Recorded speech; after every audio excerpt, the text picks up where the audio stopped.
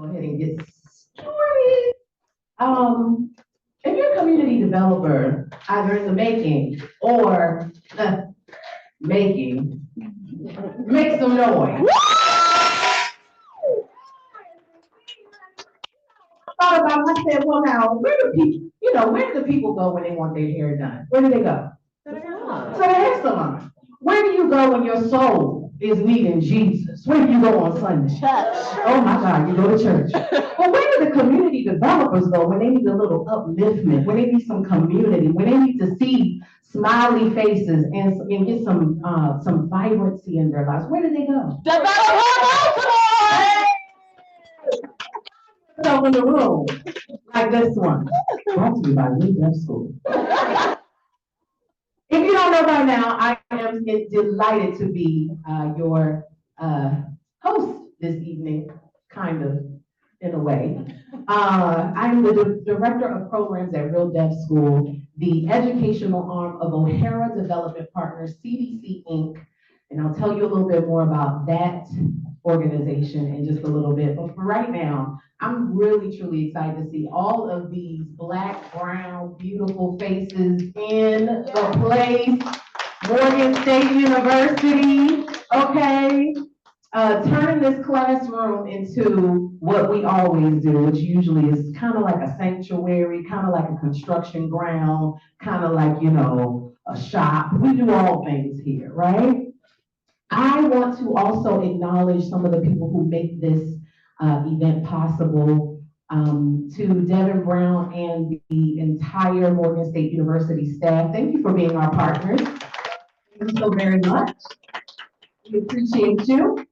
I also want to give homage, because this is actually today, on the 20th of February. I told Joanna earlier. This is the actual 1-year anniversary of the $1 Billion Yes We Can panel. And nobody but cohort 1 brought it in real big last year. Where's cohort 1 of the DevelopHER Baltimore Program? It's just a few of them. It's about 24 of them that crossed over back in May of last year. So we're excited to see you all. And you brought your jackets. Yes. So look at y'all doing what you do. Mm-hmm. We like a little style. Also want to thank my special guest, Lindsay Peel, the Kingdom Connecting Wealth Connector. Yes. Lindsay knows everybody in Baltimore, so if you would like to get her contact information, I'll give it to you. Okay? No, I'm playing. She's gonna give it to you herself. Let's see. We have the cohort 1. Also the circle, so those are members of cohort 1 who decided to keep trucking along and get some more insight from Joanna Jane. And then we have cohort 2 is in the building. Where is cohort 2? The DevelopHER Baltimore Program. The DevelopHER Baltimore Program is our signature program at RealDev-School, where we really open up the what Joanna Jane knows and what her colleagues and her colleagues know, their expertise. We bring it, we package it all up into an educational component called RealDev-School. So one of our top highbrow signature programs is the DevelopHER Baltimore Program. And so many guys have been saying, like, where is Develop Him? And I'm like, listen, develop yourselves along the way. But how do we know that women in particular, and Black women in particular, it's a gap, right, of knowledge and access to financial gain as well as ownership. So we had to do our part to make sure that we're doing our best to support and educate all women. It's not just Black women, but all women, but I mean, it's all women. Okay. Welcome to the $1 Billion Yes We Can panel. If you're wondering why we named it this, it's simply because we are intentional about inviting woman-led real estate businesses who, if you total up everybody's portfolio, it could be about $1 billion. I would be the 2 cents added to the $2. Okay, so let's get into the evening. Bringing you greetings tonight is none other than our Cohort 1 ambassador. Cohort 2, you got to come up with an ambassador, okay? So Cohort 1 has one, all right? Miss Deborah Sharp, will you please welcome her to the podium?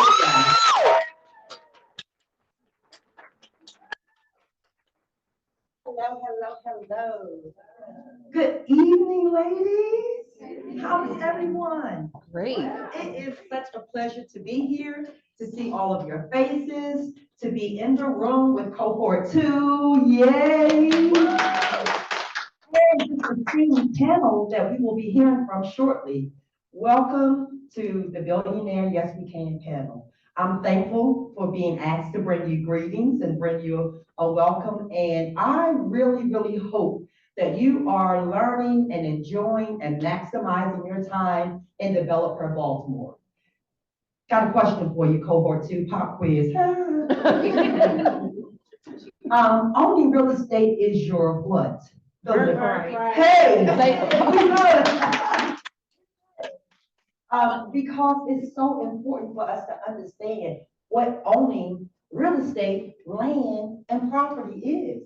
It's, as you know, building your wealth, your legacy. You have children, grandchildren, if not yet, they're on the way, nieces and nephews, godchildren, whatever. It is critically important for us to understand what it is that we have access to and how we get it and keep it. I can tell you, and I think I can speak for Cohort 1, what we learned in this I think it was 6 months. Y'all keep saying 5. I'm gonna go ahead and round it up to 6. The 6 months that we spent together, like an entire semester of school, was some of the most valuable information ever. And we've been able to put it right to work. So this is not like, oh, people talk and they tell you all this stuff and then what do you do with it? Like literally put it right to work.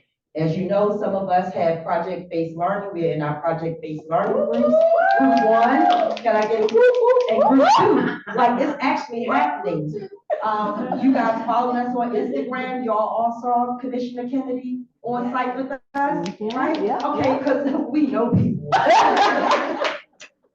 We didn't used to know people. Thanks to our fearless leader, Joanna James, who shares her network, her information, her knowledge openly and freely. Now we know people, right? So we are applying for things and we want to get on these, lists to be developers and eligible. I want them to see our application and our certificate of completion, and they're gonna say, oh yeah, that's DevelopHER Baltimore. Mm-hmm. It makes a difference. So I encourage you all to stay the course. It's not always easy. I know there's a lot in life that you have to balance and juggle and be here and get off from work and do these things, but it is worth it. Now, for me, as I'm gonna say seasoned young lady, I had the idea of real estate over 20 years ago, but life was life and children and stuff, just didn't have time, couldn't find the time. Whatever you do, find the time. I can only imagine if I really started when I was, thinking about that 20 years ago, my portfolio would be off the chain by now, okay? But I am proud to say that I'm at least in 3D, okay? This little story, and thanks to RealDev-School, DevelopHER Baltimore, I didn't have the confidence, but when I finished, I had the confidence. My grandfather's property that my grandfather, he lived to be 98. So think about the years that he endured what he endured to get land and property. Long story short, a lot of things happened, relatives living in a property, and it went up for auction. My sister and I was like, this is our family's land. Like these people in North Carolina, where I'm from, and somebody got a 252 area code. Was that it? Mm-hmm. We in North Carolina, right? So of course they were bidding, like they wanted that land, they wanted that property. But my sister and I held fast, and we won our grandfather's property.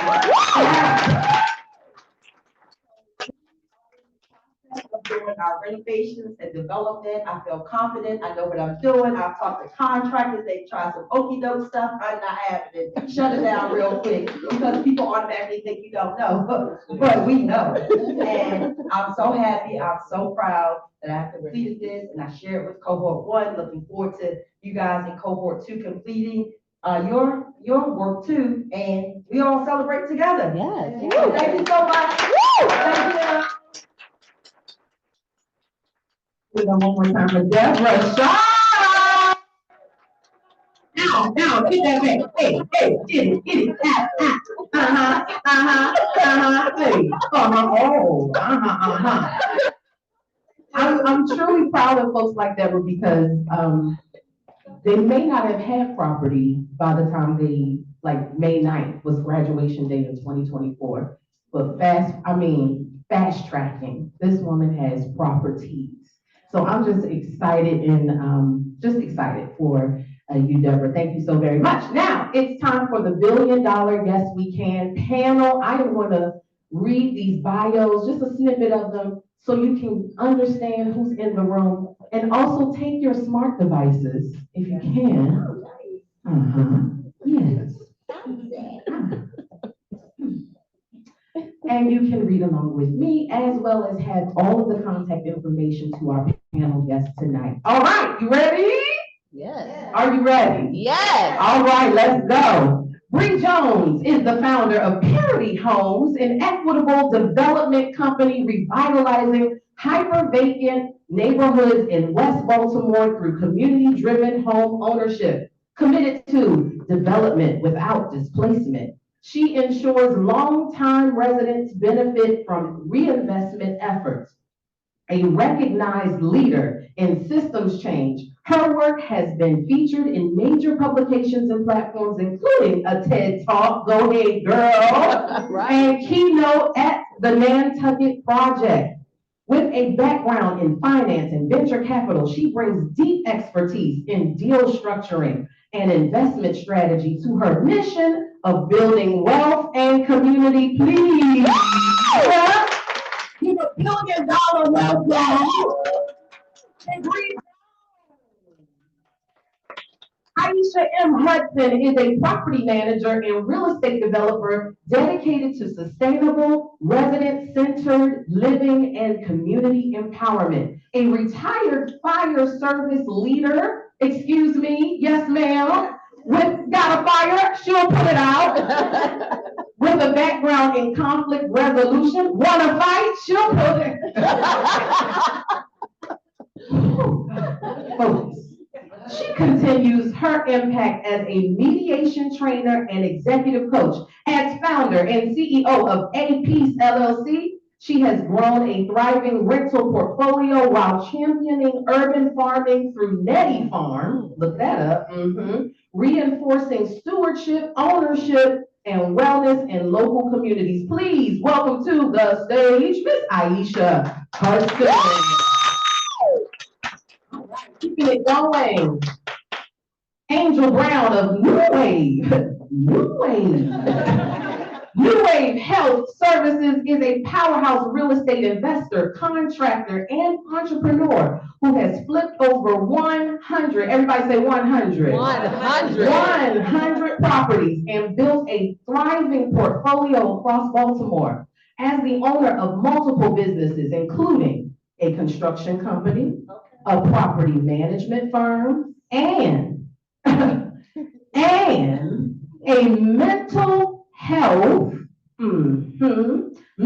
and substance abuse support center. She transforms communities while helping those in need. A licensed realtor, certified life coach, and wealth building mentor, Angel shares her expertise through seminars, coaching, and consultations. Pay for it, okay? Yes, it's not free. Guiding investors at every level.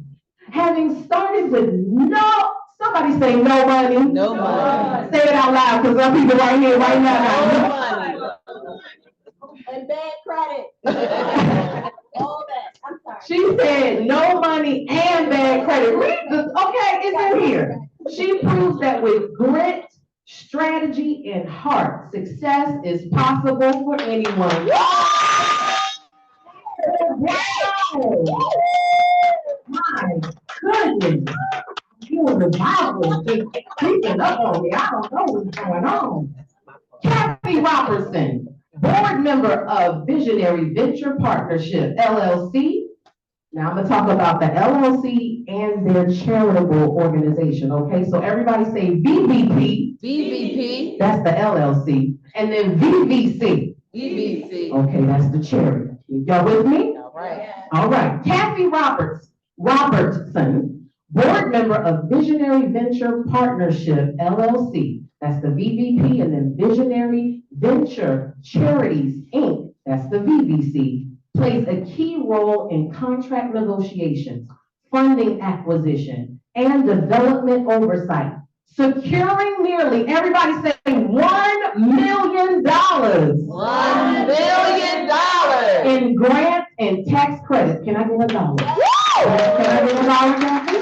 Uh-huh. She leads project planning, feasibility studies, and construction administration for residential and mixed-use developments, driving impactful, community-centered revitalization. Everybody say VVP. VVP. It is a Black, woman-led real estate development firm transforming disenfranchised Baltimore communities through strategic investment in healthy living, workforce development, and community engagement. Its philanthropic arm, VVC, everybody say VVC, VVC. ensures sustainable neighborhood growth by partnering with schools, nonprofits, and local organizations to foster economic empowerment and lasting change. Please welcome to the stage, Kathy Robertson.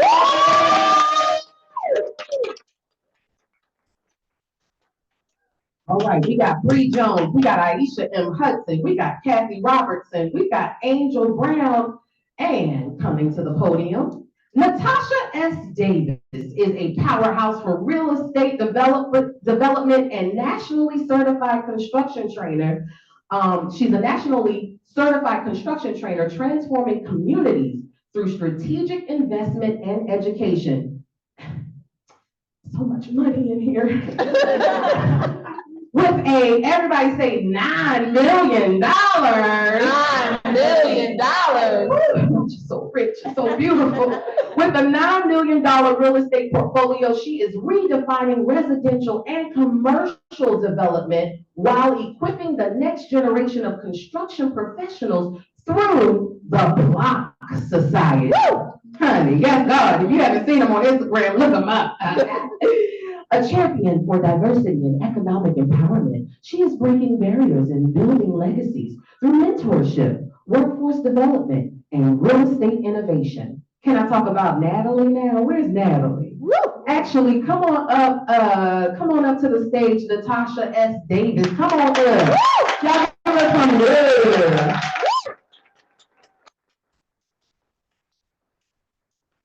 Her partner in crime, Miss Natalie Prissett. I was gonna go with that, and then I second guess myself. Natalie Prissett is a distinguished real estate attorney, so shut your mouth. Don't say nothing that ain't right. She's a real estate attorney, developer, investor with a track record of over 400 successful deals exceeding, everybody say, $10 million. $10 million. A true community builder, she is breaking barriers in real estate and construction by mentoring and training women and minorities to create lasting economic impact with deep expertise in law, investment strategy, and development. She is reshaping the industry and empowering the next generation to build wealth and transform communities through the Block Society. And that's BLOC, capital letters, the Block Society. Please welcome Miss Natalie Prissett. I feel that the Block Society showed up tonight. Where's the Block Society? I see you. Come on, Jackie. Come on, Jackie. Yes. okay. Are you ready for your host this evening of the $1 Billion Yes We Can panel? Allow me to read. Joanna Jane is an economic change agent and CEO of O'Hara Development Partners CDC Incorporated. She's also the Dean of Community Development at RealDev-School. She's my boss. That's why I have to give her this. Transforming urban communities through strategic real estate investment with a background in social work and financial education. She empowers individuals and businesses to build purposeful wealth. Now, through O'Hara Development Partners CDC Inc., Joanna revitalizes vacant properties in Baltimore, creating mixed income neighborhoods, home ownership opportunities, and community-centered development. She also consults, ching ching, okay, ching ching, on real estate investment and project management, ensuring financial growth is driven by impact, not just profit. A passionate advocate for financial literacy. She teaches women nationwide through RealDev-School how to invest and build generational wealth. Please welcome to the podium, my boss, the host of the $1 Billion Yes We Can panel, Miss Joanna Jane.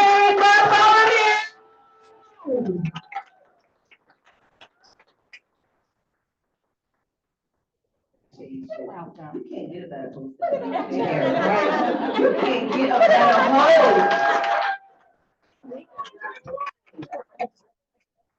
Thank you so much. Thank you for being here. Like, this is just amazing. I get goosebumps when I'm in rooms like this, because this is the type of rooms that they say are not possible for women that look like us, right? But yes, we can, right? Yes, we can. As Deborah said earlier, it's our birthright. It's our birthright. And I really want, for some of our guests that may not have heard me speak on this before, I know this is a repeat for cohort 1, I want you to really let that sink in. It is your birthright. It is your first job before you became a nurse or anything else, a teacher. It is your birthright to own land, have dominion and authority over the things of the earth, the things in the air, and the things in the sea. It is your birthright. So that is something I always remind myself. And when we got this program started, I said, I need people to really understand this, but this is not about, I need permission. Permission for what? To own the land? It's mine. It's mine. This is all mine. So I'm so excited for tonight, and we're going to dive in, and I'm super excited to see our first cohort member. Amazing, absolutely amazing. And to see these ladies on their projects now, it just fills my heart, because I remember, and I know some of you can probably agree to this, when you first start out, it's kind of lonely out there. Like, nobody is really giving you all of the guidance, all the things they want to compete. You're like, I'm not competing for you. And then if you're doing this, obviously with men, it's like, oh, well, just take care of the paperwork. It's like, but I can manage that too. And I need the material list, and I can cut the check. So I wanted to do this in a way that really shows you, again, yes, you can do this. Yes, you can do it when it's hard, when some days when it's like, I did all this work and made some money just by the thumbprint, on my phone. You could do it then. You could do it, period. It is possible, and it's necessary. We are now in one of the biggest Baltimore times of renaissance. We cannot afford, and I have said this to the mayor, I've said this to our housing commissioner, we cannot afford for this great renaissance to happen, and women don't get our check. Not on my watch, as Tamika would say, not on my watch. But part of that happens with us being educated. So we're going to go ahead and go into a couple questions that we have tonight. So my first question is for Bree Jones. Your work at Parity Homes focuses on development without displacement. What strategies can you share with us this evening have you found most effective in ensuring that long-term residents benefit from reinvestment efforts? Okay, so we're not doing mics. Yes. Okay. Awesome. No. Okay, thank you. All right, well, let me start by saying it's such an honor to be here. When I got the email, I responded right away. And think within like 2 minutes. I was like, yes, I'll be there, tell me when. And Tamika, are you a radio broadcaster? Like, Yes. is that, okay, like her voice, I could listen to you all day. But, so yeah, thank you, Joanna and team for the invite. So, in terms of anti-displacement strategies, there are a few. The first, I would say, in our approach, number one is to have as much site control on the block as possible, because the challenge when you're working in neighborhoods that have hyper vacancy is that you can do a lot of the heavy lifting to revitalizing that neighborhood on your back, right? Because it's oftentimes like in hyper vacant neighborhoods, the economics aren't quite there. But then once you kind of establish the block, you have flippers or extractive developers kind of coming in and riding your coattails and basically capitalizing on all of the value that you have brought into an otherwise, struggling block or neighborhood. So having site control of the majority of vacants on a block, or as much as you can, I think is really important. And part of the reason why that's important is that whoever owns the land owns the outcomes.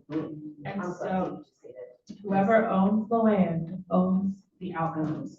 And so if your priority, if your goal is anti-displacement, equitable development, then you need to be sure that you have site control, because what will happen if not is that all of your hard work will be capitalized on people who do not have the same values as you do.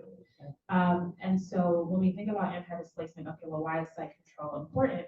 Well, if there are pre-existing private landlords, again, as soon as the neighborhood starts to redevelop, what they do is say, okay, I can now double or triple or quadruple this rent. And so people get pushed out. And so it's important that you have housing inventory available for people who will inevitably be pushed out when a neighborhood begins to transform. Not everyone is ready to own their home, and so rentals are still very important from an equity standpoint.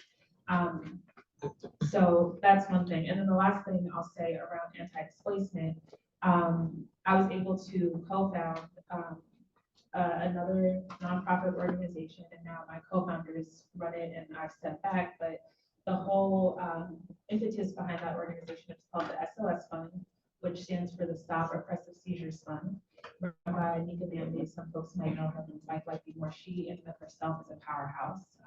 You should bring her in to speak. And she is hyper-focused on estate planning and heirs property rights.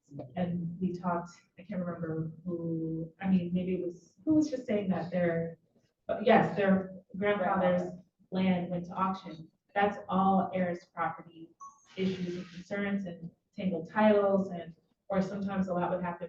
What happens oftentimes is, okay, my grandma transitions, my mom moves in, she's living in the house, then she passes it to me, but in practicality, the legal title has never changed hands from grandma.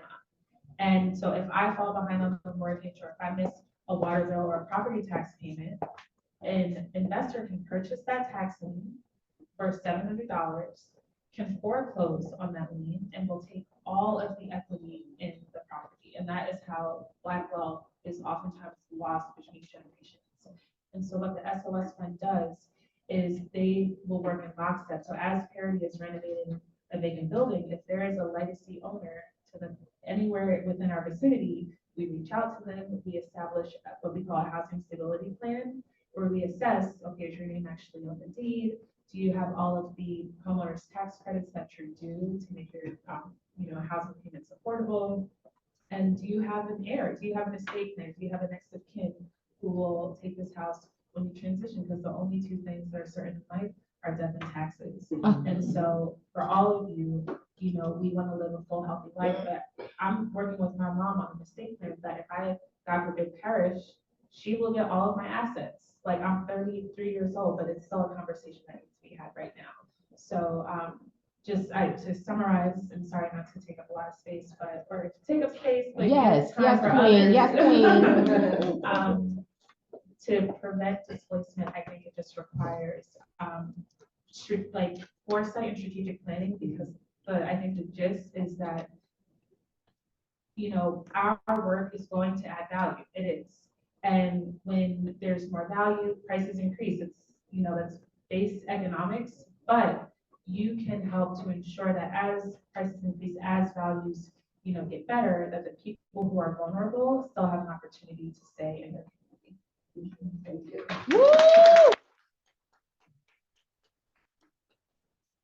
I'm a new partner, so, and my part used to be a farm, so I'm just like, I get giddy when I see farm, I'm like, oh, what can I learn today?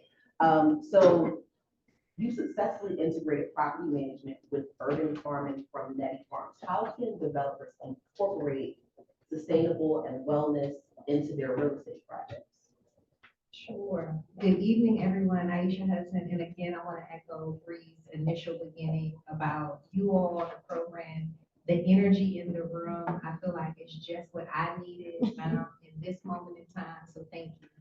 How can we do that? For me, my path has been to take the things that have made me and my family better and just try to incorporate that into business, because I work a lot. Business is a big part of most of our lives.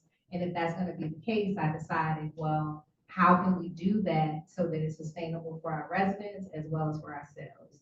So about 2 years ago, my husband and I took a urban farming class, Eco City Beginning Farmers Training Program is what it's called. I recommend it. It's in Prince George's County. And so between two farms and Prince George's Community College, we had some instruction time, and then we had our farm time where we were divided into teams. And we had a whole row where we planted and just learned about the earth. And it was a very interesting education at my age and stage to realize how much we don't pay attention to where our food comes from and who we're relying on to deliver it, the freshness or not so freshness of it. It was just a huge eye opener for me.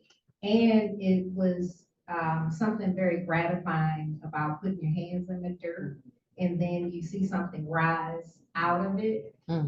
It's a reminder of there is enough. Out of nothing can come something that's so beyond us. So for me, putting all that together and then thinking about myself and what I'm doing in this work, I was like, yeah, I gotta share this, And so my husband and I, we started growing stuff at home, and then Nettie Farm, which is named after my mother, came at a 12-unit apartment building that I own. I bought it in 2005. Okay. And it's been, a good asset. And we've also had 3 murders. There's a lot of prostitution. I had maybe about 2 or 3 residents to pass away in their homes. This is the sense of the community if you're not familiar. It's in Deanwood, right off of Eastern Avenue when you come off of 295. And so when it gets to the point where I've always self-managed my portfolio, but sometimes going in the neighborhood, it's tough for me too, and I grew up here. So I felt like bringing Nettie Farm would be something that could do, if it could do any part of what it did for me, I felt like, all right, let's try this. And it's been great. We have a school that built our garden beds, youth build, their construction school in DC that we partner with now. They come and do community service every season. We have our food and CSAs, community supported agriculture. So we grow the food, we sell it for like a very nominal price to a nonprofit that then distributes it sort of evenly and equitably, so people can buy like a whole package of food for less than what they might get it from the, from the grocery store.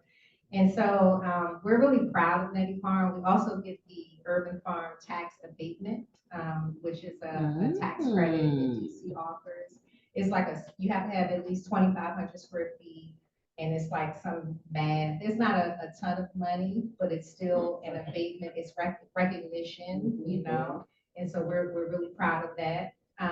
Also with sustainability at that same property, we have what's called a Community Renewable Energy Facility. CREF is the acronym. And we participate in the Solar for All program. And so that allows us to collect energy through our solar panels. We own our own system. that's important, you know, because right now with solar and renewable energy, people are trying to rent your roof, right? And that might sound really attractive to you, and to Bree's point about like when we lose our home, sometimes it's the disrepair, you know. So if somebody comes and say, I'll give you a new roof, and a couple dollars if you allow me to rent your roof for these solar panels. You might not know that your solar panels can make you hundreds to thousands in solar renewable energy credits. And so at that site, we are CREF. So not only do we participate in Solar for All, but we export electricity to a part of PEPCO's grid so DC citizens can get a lower rate. We also earn our own solar renewable energy credits. Let's And go. there is, for that system, it's about like a little over 30 something kilowatts. And so we'll earn, I'm expecting somewhere between 12 to 15,000 per year. And then our residents are also enjoying, some of them don't even have a utility bill because we have net metering in DC. At that same site, we're working on EV charging. What I'm thinking about when I'm trying to bring these things in the middle of how I described it is our communities are often not included when it comes to like advancement. We might not even see an EV charger if we don't leave out of our, you know, kind of small pocket. So this is about bringing things, other things for us to look at, other things for us to be curious about, and at least ask a question, especially the garden. You know, it's about colors as well. And so EV charging is not so much as a revenue generator, but it's somebody is investing here. You might not have an EV car now, but DC is moving toward this, so get familiar, you know, start seeing it. And so those are some of the things that we're doing as far as sustainability. I hope Hobart 2 is taking notes, because you're gonna have a quiz next week. All right, urban tax abatements and CREF, that is amazing. That is absolutely awesome. And then also to hear like how you integrated it in a way where you're saying that, you know, your tenants barely, if at all, have utilities, right? And if we think about some of the things that we've heard recently on the news, right, with BGE, it's tough, right? Especially when you see things where they actually like turn people's utilities off. It is freezing outside. So when you find strategic ways to be able to, yes, you get your coin along the way, right? Because every little bit helps. But how else is this also benefiting the people that are living in my building? Like they are your customers. And just like when you go to a mall, you want to be treated a certain way, you spend fine dining, you want to be treated, they are your customers. And you really want to think about it that way and not just some random person that happens to pay rent, you know, every month. And when you think about, and I don't want to assume, but if it was me, I wouldn't just be up and just randomly moving out of the apartment, because how many other places am I going to go and not have that particular expense, right? So think about how some of these strategies can also limit your turnover. So very, very good. Thank you so much. Yes, cha-ching for sure. Kathy, is it accurate that you're a lady of these African opportunities? Is that correct? I wear a lot of pink and green. Oh, all right, okay. Yes. We got the AKAs in the building. All right. Yes. Any other pink and greens in here? Yes. Anyway. I just happen to be around a lot of buildings, so when I do have the opportunity. You know, you spend 2 hands to work. And when I heard that some amazing ladies of the Alpha Kappa Alpha Sorority Incorporated came together and said, you know, we're going to do some development. I said, now what? Tell me more. I said, I need that contact now. So I am very happy to have you here, because there's a lot of ways that you can have your social groups work for you, but you made sure that this worked for you and worked for others. So thank you so much, Laura, for being here. You secured nearly $1 million in grants and tax credits. That's a big, big deal. What advice would you give to developers seeking funding for community-based real estate projects, especially as we know having a diversified capital stack is super important, because the houses that we in Breezy touches, listen, sometimes don't have a back, a top, maybe not even side. And then depending on if you decide to do, you know, historical preservation, they want you to rebuild it with bricks like we used back in Moses times. And I'm like, do you not know how much that's gonna cost? So please, tell us. Well, good evening, ladies. Good evening. Ladies on the panel as well. First, let me just say a little bit about my business partners. So, I am an Alpha Kappa Alpha woman, and those are many chapter. And there are 9 women who are 8 of my business partners who are also Alpha Kappa, all from the same chapter. And all phenomenal women in their own right. So, and we came together out of a project that we found, which was a commercial cash out. It didn't come to fruition, but we found another mission. And that mission is to help Coppin State University with faculty and student housing. And so we were awarded some funding as well as property close to Coppin State University. And they have what's called a banana project. So it's 16 neighborhoods, buffered by 3 blocks on each side of North Avenue, stretching from Micah to Coppin. And so we selected 2 of those neighborhoods, Easterwood and Coppin Heights, Ash Cove East, as our targeted area. And so we're raising those funds for that group.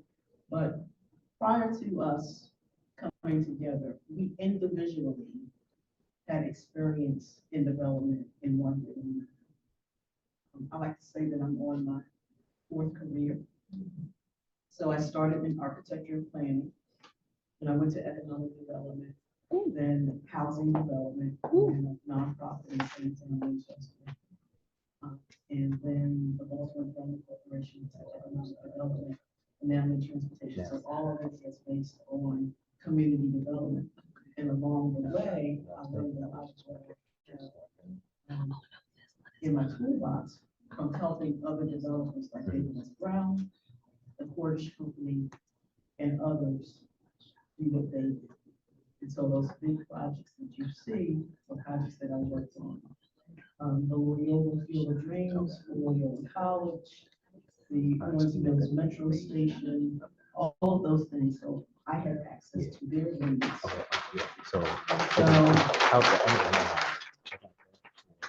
So now I'm sitting on the other side of the table and with them or against them or them on that side of the table.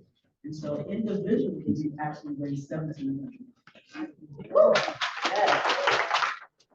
That includes going down to Annapolis and testifying for the Senate and the House committees for different projects. And so as a group, we are finding our way with our collective projects, but individually, we have raised much more. So what I would suggest in, I'm sorry, this is kind of a roundabout way to get to the question, but funding is a key element for residential development. Now, as Bree indicated, a lot of what we do is we're investing more into the property oftentimes than what the property is actually worth. And so how do you fill that gap? That gap has to be filled with some source. It can't be filled with just your traditional financing because it doesn't cover all of the expenses. So you need a funding source either with tax credits, and we receive community tax credits, which means that you can allow 50% of an individual's state tax credits to be essentially rebated. And so if you owe, say, $5,000 in taxes or Maryland state taxes, we could provide a 50% credit towards those tax credits, which we would then take the tax credits and then invest them into our project. So that was one source. The other source that was the grant funding. And grant funding for us is a little bit sketchy. We're always writing grants. writing a grant for 50,000, you're writing a grant for 2 million, you're writing a grant. So for us, we have to do it a little more strategically in a way which we are getting the larger grants. We're getting the bond funds. So when our first project, we received bond funds, which is through the legislation. We got Joe Carter to sponsor our bill. And so we received for fiscal year 22, 200,000, which was the same year that we received the tax credits. And so if you want to do larger projects, you have to connect yourself with an entity or a person who has a connection to funding sources. And for us in that area, it was the 41st legislative district, which means you are then connecting with 3 or 4 legislators who need to support your project. And in order to get a project done, you need community support. And that's often the real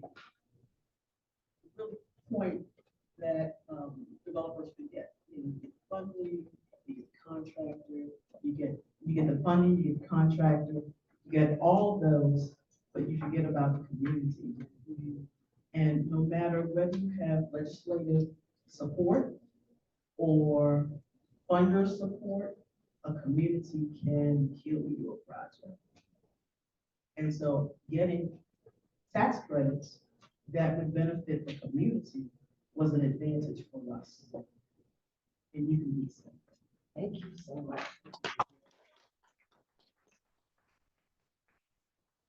Underscore the community part, because you're right, especially when we have people that are coming into areas that they're not familiar with. They're seeing like, oh, I saw this thing on social media that they have houses for $1. They're not thinking about who was there before. They're not thinking about the legacy owner across the street. They're not thinking about any of that. And you're absolutely right. When you think, especially in Baltimore, Baltimore will fool you. You will think that there's not a community because of just like how it looks. And the minute that you just start to go out there and just do your own thing, you're like, well, where did the people come from? Well, you didn't look for them. They're here. The people are really here. And I say this, jokingly, but seriously, having community support is like having ADT in your back pocket. Because they are also knowing when you're renovating, if somebody breaks into your home, oh, such and such was a real, I know, let me go find them, Miss Joanne. Like, oh, I didn't even know you knew my name. Like, okay, great. Let me know what happened. This is super, super, super important. And then as you talked about, like, you're always writing grants. It is tiresome.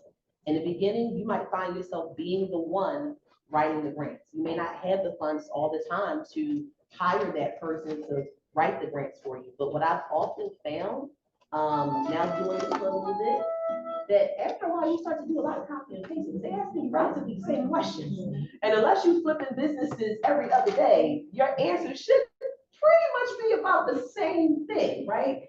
So it's just a matter of allocating the time, saying no sometimes to hanging out with family.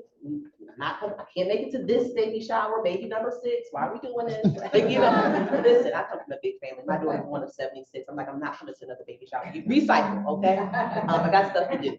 But it's important. Sometimes you just have to allocate time, and it may be when everybody else is asleep and the house is quiet, and you're like, I can finally get some stuff done, and nobody's buzzing my phone because I got a deadline and I need points. So when you're always doing it, at some point in time, something is going to spit out. Another thing that I would like to share with that is knowing who your elected officials are in your community. And don't just go to them when you need a grant. Don't go to them when you want them to support your bond initiative application. Like, it should be something where if you can make it to a night in Annapolis, they had a whole bunch of them at the top of the year. Find one, get there. There are certain people that actually have district nights in Annapolis. If they have something going on, even if it's a light, social, find a way to get in the room. And as I've shared with both of our cohorts so far, don't go to them with problems, because they hear it all the time. Come to them with solutions.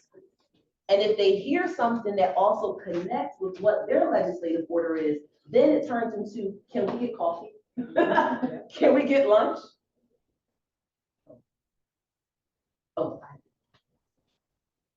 Can we get coffee? Can we get lunch? So it turns into more. So when you look up and you're like, wait a minute, how do they know all these people? Sometimes it's just making them aware. It's not asking for anything. I just want you to know what we have going on.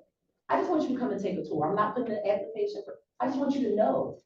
Because once they are aware, now it's in their mind. And I love inviting people to our neighborhood so they can walk it and see like, oh yeah, we have to walk from this block to this block, this school's here, oh, this house is done and this one is under construction. Because after you've walked it for a while, you remember. So when they go back into that room, it's like, I remember something that I could connect this to. We'll find that email and get reconnected. So I just wanted to underscore what you were saying, Kathy, because it's really important. And that stuff doesn't happen overnight. It is a relationship that you are building over time, that when you can remain consistent with it, something should spit out on the other side so you can get the fruit of those grants. So thank you. Angel. Yeah. Hello. So I had the pleasure of getting connected to Angel through one of my own personal inquiries and trying to see what buyer might be out there. And when we got on the phone, you ever get on the phone with somebody you never saw them before, but you just feel like, girl, we can go on vacation. Yeah. We can be on the beach just getting some cocktails and buying rocks and balls and all types of things. And it was so authentic that I never said to her what I did. I just listened. Oh yeah, you did. I just was like, interesting. Okay, all right. Noted. And then later, she was like, oh, we gotta stay, in context. So I love like how God will work and just bring people into your life, because ladies, as we know, and I said this to both of our cohorts before, not everybody you could have conversations with. Yeah. When you got a comma, and in this academy, you got maybe two commas in the conversation. Everybody you can't have those conversations with. So Angel, it was so great to be able to be connected with you. And you just like breathed from the moment that I sent the message, it was like, yes, I'm filming, but yes. So Angel, you have flipped over 100. Let me tell you something, you just need my scalp. 100 per year. Oh. Let me just correct you a little bit. A long time. We love correction. No, 100 per year for 5 years. Wow. Yes. That is amazing. Absolutely amazing. You flipped over 100 properties a year and built multiple businesses. What are the biggest mistakes you would say new investors make when scaling their real estate portfolio? Wow. Okay. First, where were you guys when I needed you, when I started? Where was the cohort? Because I needed to be over there when I started. When I started, I was broke. I never went to college, barely got out of high school, Dunbar High School.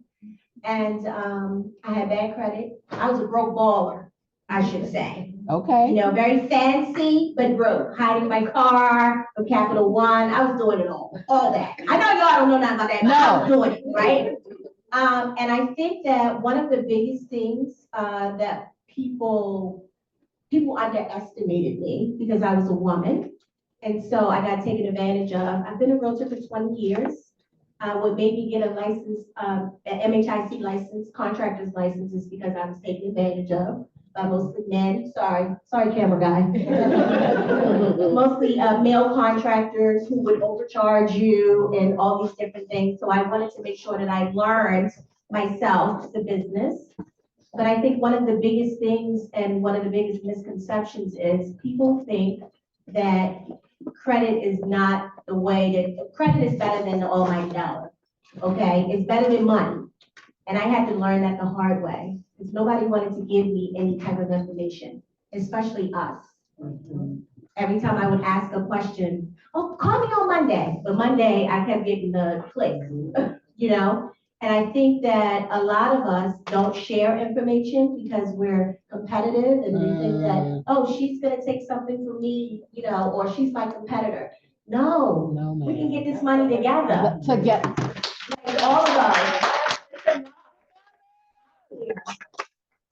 So once I started learning the information, because I failed forward, I failed plenty of times when I was flipping these 100 properties a year.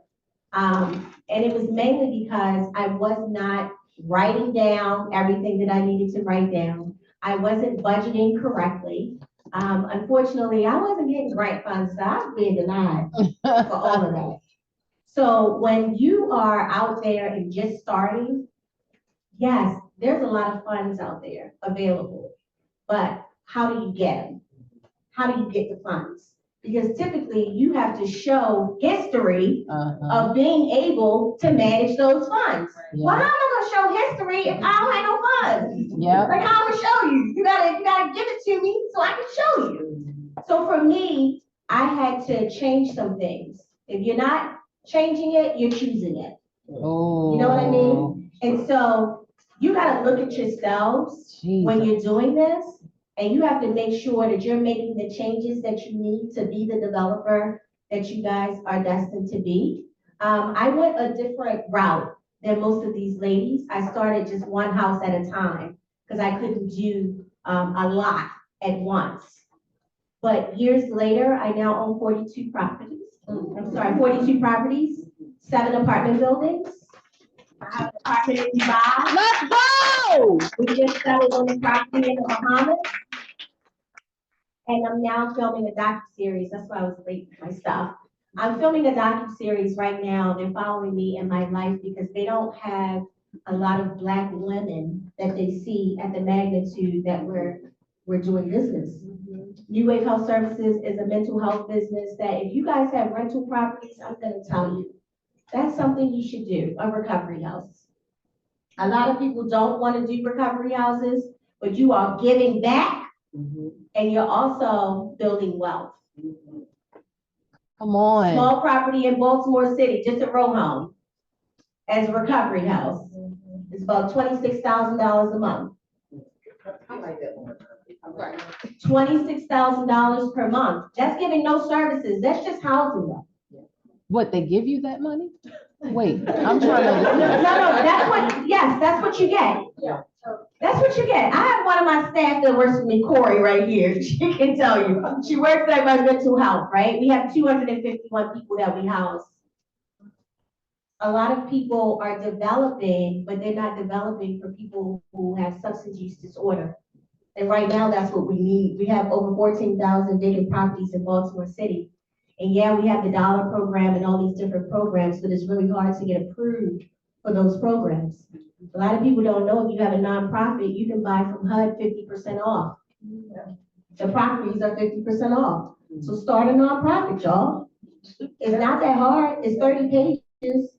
I'll help you for free. Now. Bring me a sushi roll. Bring me something. Yeah. But that's kind of free. That's free.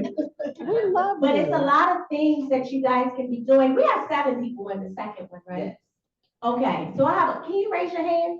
Cohort I'm sorry, the first cohort. I'm sorry, I didn't know y'all back then. But we got the 7. Yeah. We got 7, right? Yeah. All of you guys want to be developers? Yes. Everybody wants to be a developer, right? Okay, so does anybody own properties now? Not yet? Just other than an investment property. So what I want to do for the 7, for your first property, right? It's something called the 4 F's that I developed. Find it, fund it, fix it, flip it, right? How I really got started is someone believed in me. Someone took a belief in me and they invested in me. So for your first 7, I'm gonna invest your first $1,000.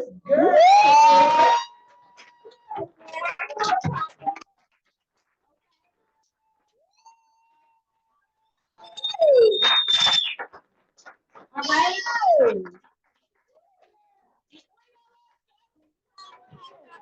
Where y'all at? Where y'all at?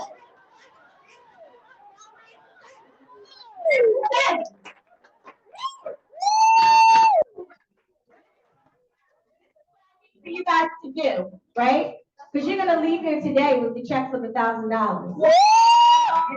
Something that I'm going to do because you know what just happened? to me. I was awarded $56 million because I got a state contract with the corrections facility. So I'll have 400 clients coming to me in the next 2 years. And I told my husband, okay, so today we have to give back. Yeah. Now, I didn't know if I was gonna give back here or where I was gonna give back, but I feel that God is leading me to give back to y'all. Oh, I'll make it contract. I don't know what my question was, but you go to the next one.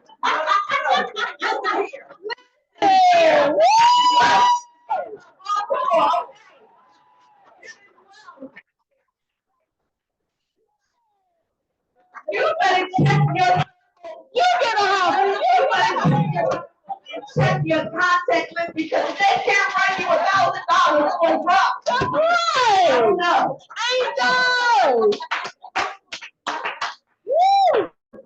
But Angel, yeah, Wow. you gotta come to graduation now. Yeah, you part of us now. We get that jacket. We'll get you a jacket, don't worry. Yeah. You got it, girl. What I like about what you shared is that you said you went a non-traditional route, Yeah. right? And you spoke to sometimes people that feel like, well, what other options do I have? Because I don't have the money, I don't have the Yeah. credit. I have a lot of the things that people say I should have had, but I don't have it. Right. So where do I even start? So, having sometimes a private investor Yeah, that just says, I see you. yes, I see you. It's risky. It's risky, but I see you. Yeah. And it will happen, and it can happen. I had a situation a couple weeks ago, because we are doing our project-based learning group. And as you just talked about, part of the reason why project-based learning got started is because when myself and Commissioner Kennedy were talking, we said, it's very hard when they don't have the experience. correct. They have to ride somebody else's real estate portfolio and things of that nature, and DHCD sowed the seed. Yeah, So this could be able to push forward.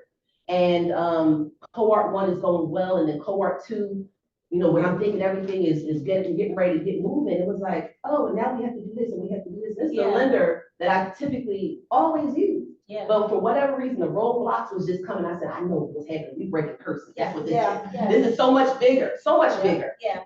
And one phone call and a follow-up. Somebody was like, I'll give you $200,000. Like, don't even worry about that. We got you. And I called Lindsay and I told her, you have to have power in your network. Ooh, it's good. And it's on a block that looks shady. But if you're doing the work, like what happens if you weren't even in the room? Sometimes you just gotta just be in the room. Come Yeah. on. Just be in the room and it will fall. It will happen. People might think, like people like myself and Bria Grace, like, what are you doing? Because it looks a mess. But just you getting started, let me just get the one. Yes. Then everything else will happen. Yeah. Right? So last year, we had a similar experience.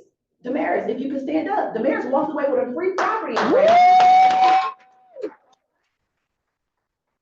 Worker already had one property, was working on trying to acquire the second one on the same block. I called Tamika that morning. I said, the spirit will leave me alone, Tamika. I don't like this. That means I'm about to spend money and I don't know. And she gave me that. She said, well, that's between you and God. Do what you want to do. Yes. And we said, we're going to bless her with it. Yes. You have to have power in your network. So I thank you on behalf of cohort 1 and 2 Yes. for blessing them because you don't get that everywhere.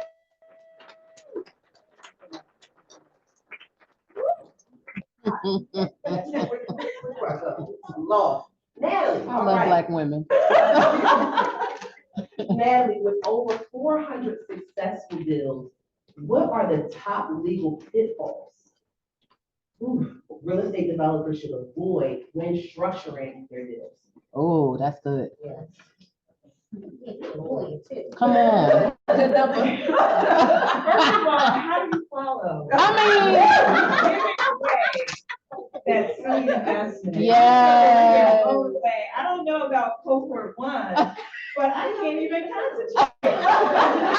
Are you guys excited?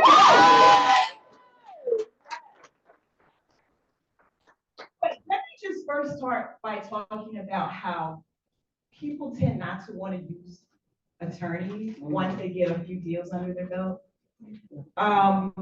No matter how many transactions you've done, how much knowledge you get, please don't forego using an attorney.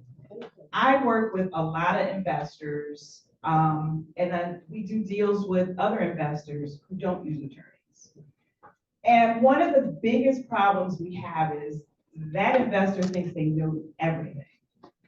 They're not an attorney.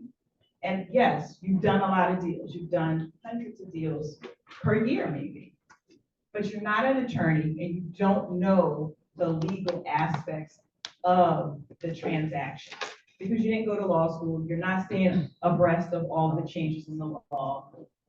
So it is so critical. One of the biggest pitfalls I see is not securing proper advice. Whether it's with your attorney, whether it's with your accountant, whoever the professional is, you're the professional at what you're doing. Don't sacrifice getting professionals, surrounding yourself with a team of professionals. They should be your go-to.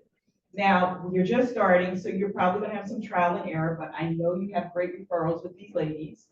But please find the professionals that you are gonna work with consistently, who are gonna help you to structure your deals, negotiate your deals, help you get out of the issues that you're gonna find yourself in. When the deal starts to go, let's say it goes left, and you are losing money, you may not know how to either salvage the deal or walk away without losing more money. Your attorney is going to help you, or your attorney should help you, I should say, help you determine whether or not you need to walk away, cut your losses, and how to do that without losing more money or the liability that you can incur from walking away from a deal. So the biggest thing I would say the pitfall is not having the proper team around you. But I want to kind of go away from this question just a little bit to just talk about my experience before I became an attorney, what brought me into the real estate world. Growing up, my parents were from the South. Every summer we went back home, North Carolina. My dad was from North Carolina, Winston-Salem. Okay, okay. So one of the things that he would tell us every year that we went down there, this was a summer trip every single year, was he would show us all of this land. And on the land, there were beautiful homes. There were corporate offices. There were strip malls and malls. And he would tell us, you know, my family used to own this. So when I love that you're telling these ladies that it's your birthright, because growing up, I learned every year how my family's birthright was stolen from them. And I was determined, and I didn't know how I was going to do it, but I was determined that I was going to somehow get into real estate. And of course, my young mind, I was going to buy all of this real estate back from my dad. I wasn't able to do that. But what I did do was I went to school, I became an attorney, eventually got into real estate law and got into real estate development, because what I've learned over the years is that real estate is where wealth is created. You all know that, right? You know that wealth is created through real estate. And real estate being our birthright, your birthright, you are meant to be wealthy. Don't let anyone tell you that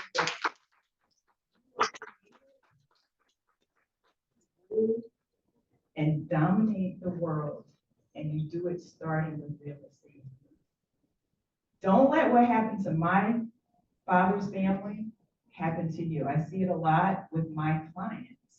And I think we've heard a story, someone here, I know it was you who said about your grandfather, but you all were able to get it. So many times, my clients on my real estate side, the residential real estate side, they're losing their homes because they're not keeping up with the taxes. They're having some, grandma passes away, the daughter or the son moves in, they never properly change title into the right person's name. That person moves out, another family moves in. No one's really keeping up with the taxes. No one's keeping up with The D. in the deed, exactly. No one has properly transferred title. So when taxes are behind and there's a tax sale and Joe Schmo LLC comes along and purchases that.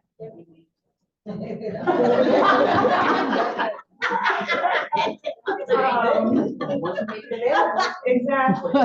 But this is what I'm seeing happen to a lot of our people because we don't know. Yeah. But I just wanted to emphasize the importance of get the real estate, get your land, develop, take your birthright, and don't let anybody take it from you. I'm sorry. It was, I got off track. You did. A problem, and then you're trying to put it together, right? We had a class, we had a coaching session with our circle group last night, and we were talking about the very same thing. You know, it's very exciting when, oh, I got my first sale and get ready to walk away with $50,000, $60,000. Hold up. When you're thinking about reinvesting into your business, it doesn't always mean you're reinvesting by buying another property. It could be like, you know what, I'm gonna take 20,000 of this and go and secure my team. Go and put my bookkeeper in place on retainer, my accountant on retainer, my attorney on retainer, and then I can parlay possibly with the rest of it. So reinvesting your funds are not always about just, oh, I'm gonna go and buy another property. So you're spot on with that. It's a part of the business. Absolutely, absolutely. Angel loves that loud. Natalie, Natasha. I'm sorry, not. That and that. Nat. With your expertise in training the next generation of construction professionals, how do you see workforce development shaping the future of real estate? So, well, first of all, I want to, like everyone else, thank you all for inviting us to be here. We came all the way from Jersey, y'all. And you made a statement in the very beginning and said when you first start, you're alone. But we're even alone at this level, which is why it was important for us to be in this room, to be, you know, beside other Black women who are doing similar work, right? Because when you get to a certain level, there is a lot of competition. But our goal is to make sure that we are collaborating, we are building, and providing opportunities for other individuals to walk into rooms like this. So thank you all for continuing to do the work that you do. We love you. But so as a construction trainer, I heard someone here mention youth build. So throughout the day, I train for youth build. Throughout the evening, I train for our own organization, which is the Block Foundation. We have a nonprofit as well. And our goal through that is to create the pipeline for women and minorities to be our own. We're trying to create our own labor, right? Because we're realizing that one, women don't exist really in this space. And my husband's a Latino, so nothing against the Latinos, but there's a lot of Latinos in this space. And we want to make sure that we can provide opportunities for our individuals to grow and expand construction as well. So real estate, as everyone said, real estate is where the money resides. And we want to make sure that either you are, you're either building a table or you're on the table. And we want to make sure that we're building these tables for our people. And I believe that, especially in New Jersey, there was a disparity report that came out. So I can't talk too much to what's happening here, but I can talk to New Jersey. There was a disparity report that came out in New Jersey that said that for construction, women were getting less than 1% of those government contracts. We don't exist in those spaces. And we wanted to make sure that we provided those opportunities. So not only am I training you in the construction space, we're also training adults and also reentry, because we want to make sure that they have opportunities as well, that we're not allowing our brothers and sisters to go back into those spaces because when they come home, they don't have those opportunities. So we've been continuing to build that labor force. I don't know if I answered the question. Oh, no. Oh, I did. So again, our goal is to create that pipeline, like as we continue to be builders and developers and work with other builders and developers like these ladies here, we want to make sure that we're creating that workforce and those opportunities. Thank you. This is powerful because when you start creating jobs and training, that's a whole different thing. You're now saying, I'm going to be able to help you secure a salary, income to be able to take care of your family where you don't have to be back behind the walls. And then join our community where we can help you learn to invest that money.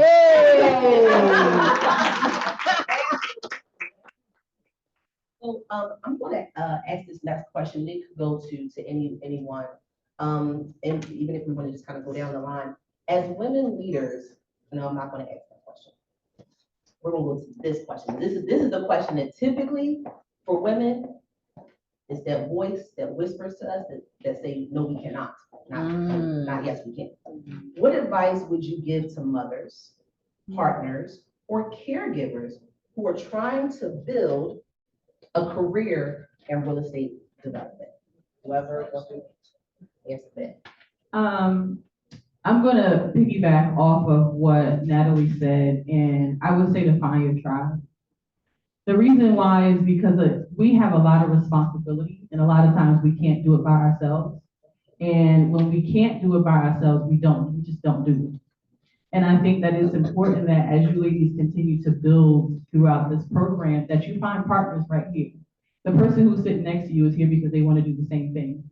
And a lot of times, out of fear, we don't want to be vulnerable. I just had a conversation with a friend of mine who is a doctor. And she has a lot of letters in front of her name, and she has a lot of letters behind her name. And she says that she finds herself lonely in that space because she don't want to be vulnerable and let people know that I don't know this because I'm a doctor, right? I don't know real estate or I don't know business, and I don't feel comfortable saying that because I'm a doctor.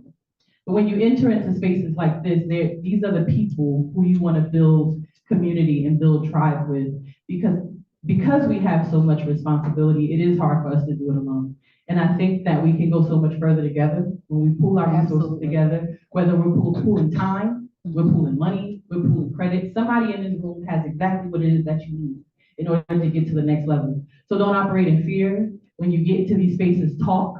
I'm not a networker, so I'm the one that's in the room that's quiet. But I continue to tell people, open your mouth because a closed mouth don't get fed.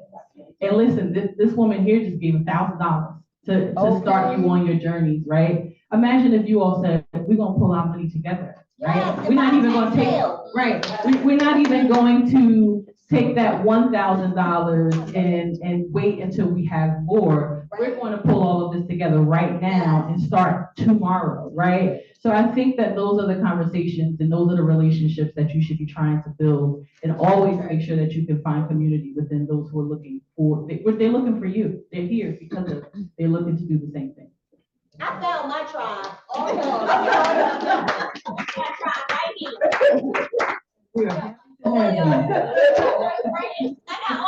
This is wonderful. This is wonderful. We love you. Oh, so good. So I would say to all my sisters, Yes. don't be afraid to say what you don't know. That's good. I selected a profession where I was always the only Black one, Yeah. and oftentimes the only woman Yeah. in the room. So I started in architecture, Mm-hmm. but I always sat in the front. Never sit in the back of the room. Sit in the front of the room so they know you're there. And don't sit silently. Always ask at least one question Yes, ma'am. so that they know you're there. You have to be able to network. I'm quiet. I'm usually very quiet. My staff doesn't say I'm quiet, but I say. We talk about deals, we make noise. But you have to be able to network as well. Yeah. You have to be able to let people know when you don't know, but you have to be strategic about it. Because some people, when you when they think you don't know, then they take advantage of it. But you have to be able, at least in this room, and with these ladies, just ask the questions. And again, don't sit in the back of the room. Don't sit in the back of the office. Don't sit in the back of the classroom. And the Don't bus. sit in the back of the church. And the bus. And the bus. So that's my advice. Thank you. I would say, as you rise, bring the people around you with you as best you can, share the things that you learn. Try to do it in real time so they can feel like, they're a part of it and not just watching you rise. Especially in our community, sometimes we might only have 1, 2, or 5, people that really seem to have overcome some of the challenges that make it difficult to overcome, right? So bring people with you, and also be mindful of your self-talk, the constant story that we have running in our heads about ourselves and her and him and that thing. Sometimes just observe yourself thinking and think about the things that come to mind, especially when it's related to insecurities and things like that. I find that practicing healthy emotional intelligence, it's really helped me to balance some of the emotions that come and go. Thank you. Thank you. So I'm gonna briefly start because I realized as other folks were talking that I never really introduced Parity or what we do. So Parity is a single family home builder. We buy dilapidated buildings primarily in Harlem Park, West Baltimore, and we renovate them. And then we sell the homes. So we're focused on homeownership to build Black wealth. So we have a curriculum where we work with, we call our collective, which is very similar to you all today, who are collectively working to become mortgage prepared to buy homes alongside one another on the same block. And so Parity has acquired 50 properties to date on 3 blocks in Harlem. We completed 7, and this year we're on track to complete 20 homes. So growing pretty quickly. I mean, Joanna, I think we first met just like when I was just getting started back in 2022. We had just gotten the JV mortgage visa, and you guys were also grantors or grantees. Not like you were, but But we were in the vicinity. We were in Yeah. the vicinity, yeah. And so just to kind of like see how, I was so happy to see that DevelopHER was started because it is such a need. And I was just so happy that even though I was doing my thing over here and you guys were doing your thing over here, to know that it was still happening. And there's no competition. It's just, we need every single hand on deck in this fight. Our competition is racism. Our Yes, competition are Yes. victims. yes, Our competition are people who want to keep their foot on Black people's neck. yes. Okay, but it's never each other. So that's number one. So I would say what I have moved into when I feel fear, and I was talking to Shannon and Stacey about this earlier, is to have the confidence of a mediocre white man. Okay, have the confidence of a mediocre white man. And there's been many times where I thought, I agree, this goal of yours is too audacious.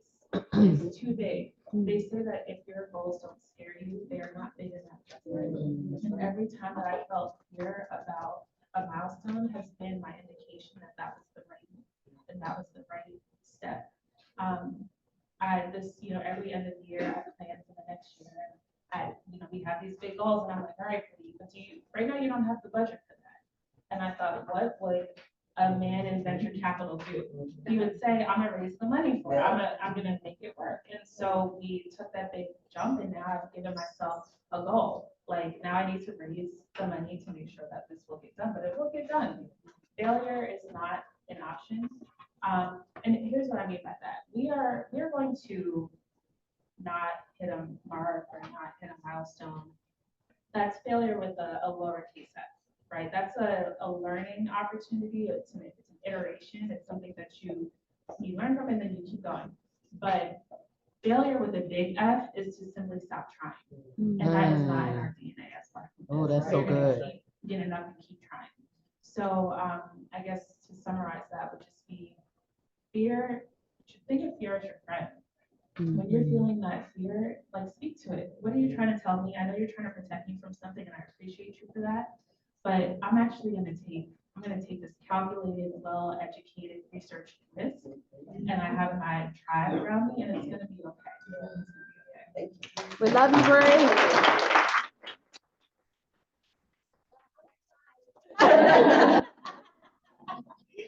Listen, you know, the devil cannot hear thoughts in our head, right?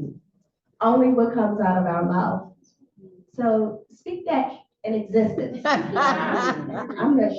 That's right. That's it. I'm done. Just be positive. Just think positive thoughts. I'm always I'm a powerful manifester. Powerful because I believe it. I believe in myself.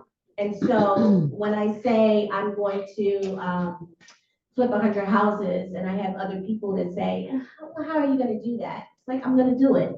So just be positive and keep speaking it into existence and it will happen.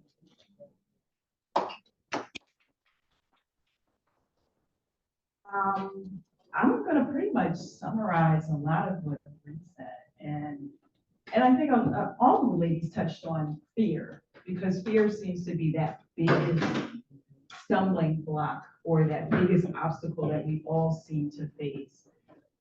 You're gonna have fear no matter what.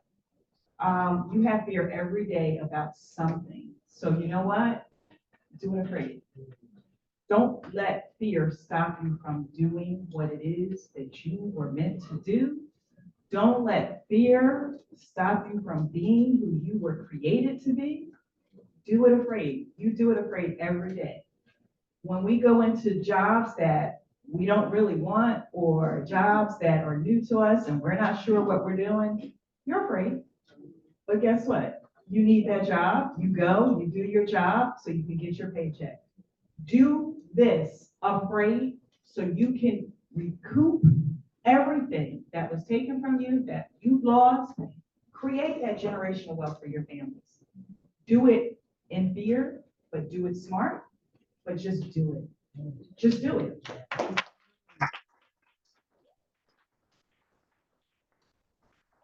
That being said, I'm gonna now open it up for Q&A. So if you have questions, you just heard. We here not at least ask a question. They just gave you some tips. Anybody have any questions? Anybody have any questions? Yes. What would you say?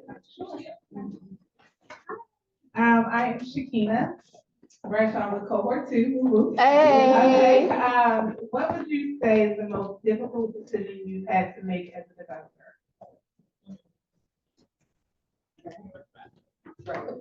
I'm vanity. The most difficult decision I've had to make on my journey was leaving my job. Oh, oh, I was a nurse. As oh. of May, nurse for 21 years. And I found myself in the space of operating in fear, right? Not wanting to leave the stability of that nursing salary, but I didn't realize how much stress I was putting on myself trying to be in two spaces and trying to live two lives. And leaving a full-time career is hard.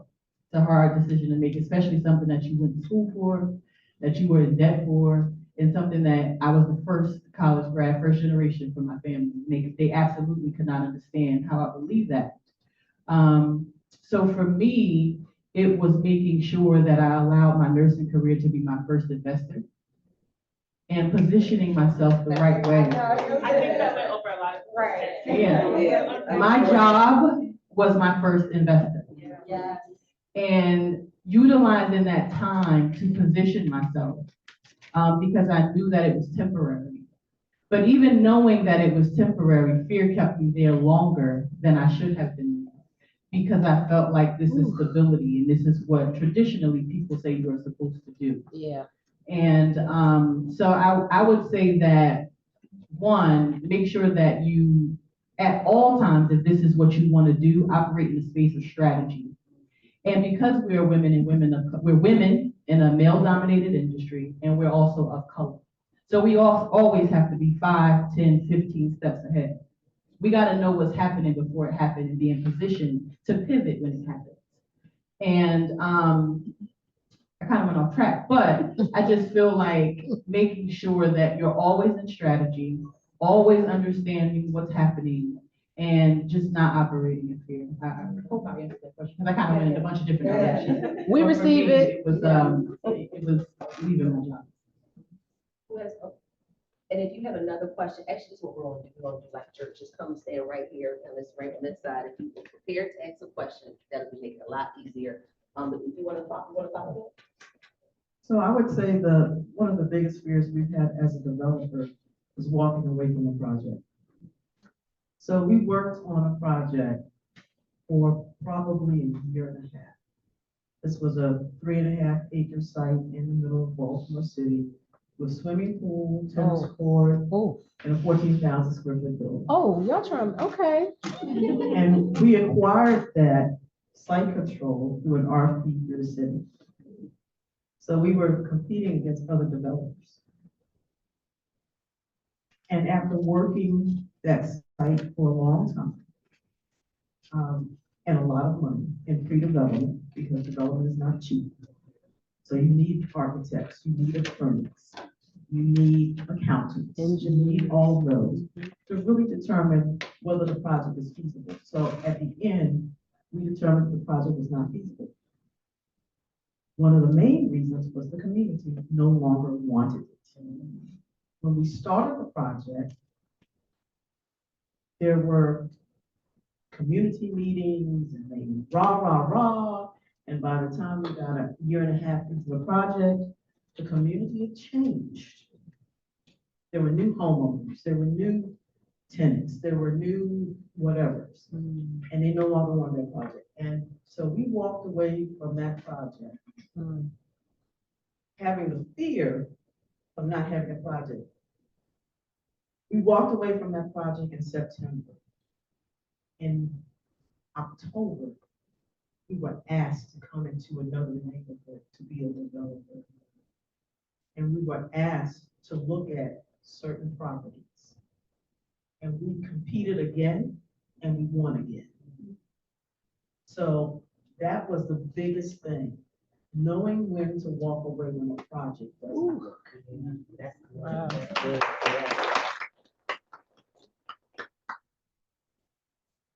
Hello, good evening. Good evening. Thank you for being here. My name is Damaris Kroll. I'm from cohort 1. Hey. I'm also one of the developers on project-based learning too. In real life, yes. In real life, I'm a mental health therapist and a social worker. I'm also a student. I'm completing my doctorate. Yes, ma'am.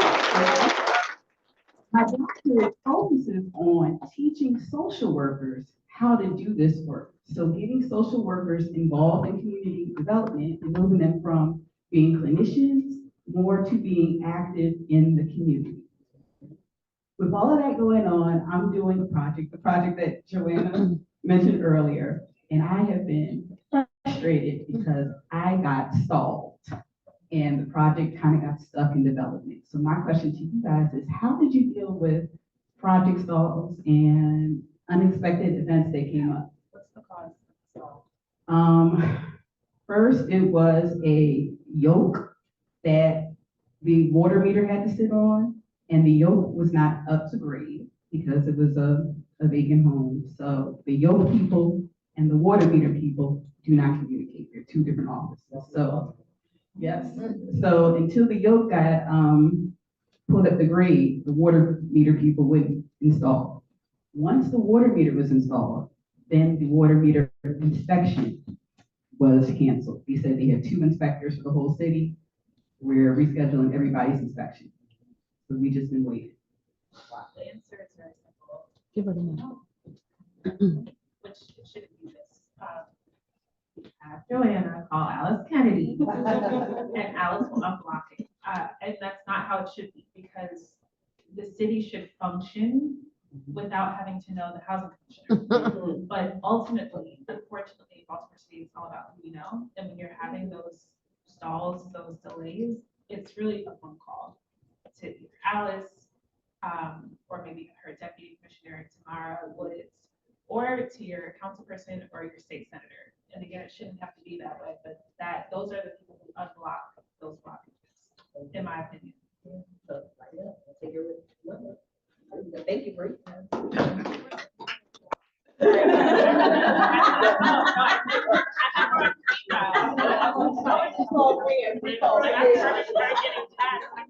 Alice, help me out. And then I'm sorry. Hello, greetings. Thank you for gracing us with your presence, your energy, your spirit, and obviously the funds. We appreciate you. It's about the money. My name is Lindsay Peel, also known as the Kingdom Wealth Connector. I play a number of roles in this room, outside of this room, to really make sure that we are truly developing our communities. And as community developers, how do we ensure that we're still focusing on the community, but also making sure that our deals are profitable, because we want our businesses to become sustainable. We want to be able to make it to the next deal, but sometimes floating on the community's back and doing everything that they need, that can also cause risk in the funding and the profitability of projects. So how do you balance the two? You want my answer? Angel. For me, and might not go over well, but you have to know where the money and the funding is. And unfortunately, it's in places that we don't like to talk about. It's in mental health, it's in substance abuse. So what I do is I get a list from the mayor's office to say where their funding is going to. And then I look at that list and I find a need and I fill it. And that's the way that you have to do it, because sometimes they may allocate funding that you would have normally gotten for something over here, but one funding that they will always fund is substance abuse, even before mental illness.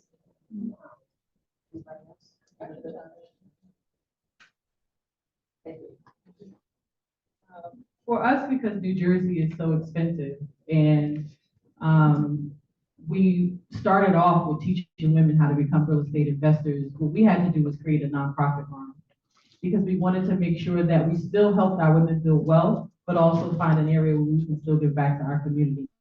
So with that, that's how the Workforce Development Program was created. And I'm not saying that that's always going to be the avenue, but find out potential ways where you can maybe add an affordable housing component if you're doing multiple units. And just also, like she said, funny thing is, my nursing career, I was a mental health and substance abuse nurse, psychiatric nurse for most of it.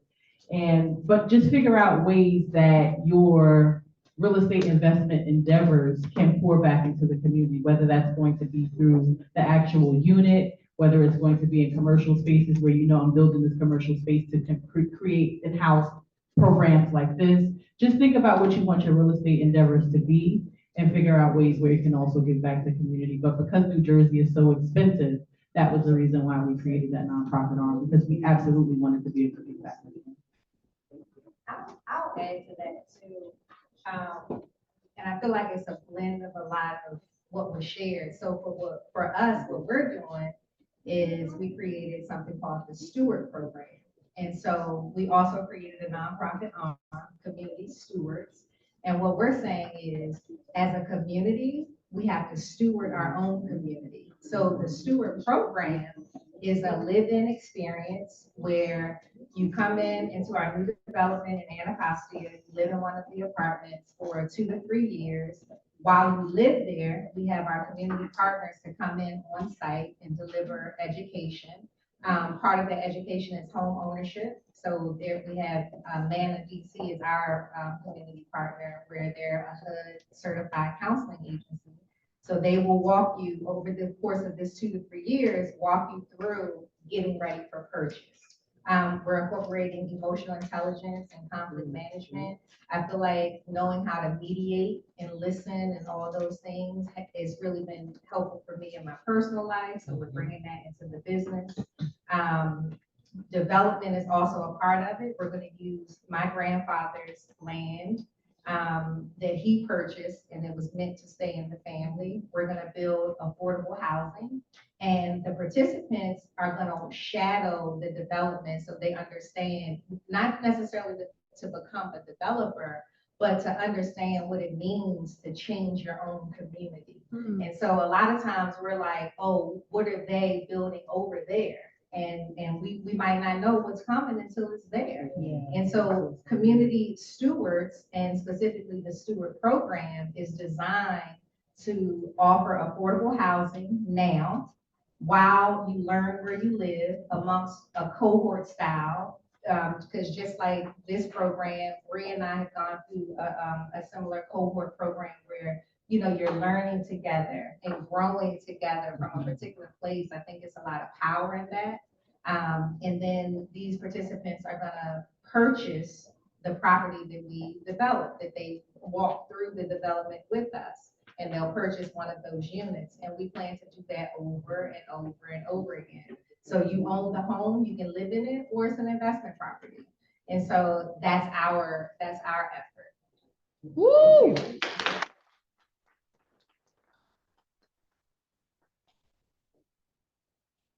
Ladies, thank you so very much. This has been awesome. My question, you all started where we are at the very beginning. Can you tell me, and I've heard you all say different things, you have multiple properties in the country, out of the country, in different states. What were your steps, or how did you determine how you were going to scale your business? So I'm only at 3, right? So what were the steps, and what was the important parts in your journey when you knew you were ready to move up for in scale?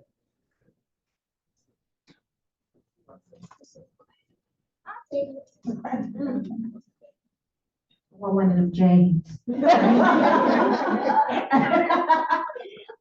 For me, I started off very, very small, and I didn't have the money and things like that. So I started with hard money lending because my credit was so bad. I couldn't get regular traditional financing.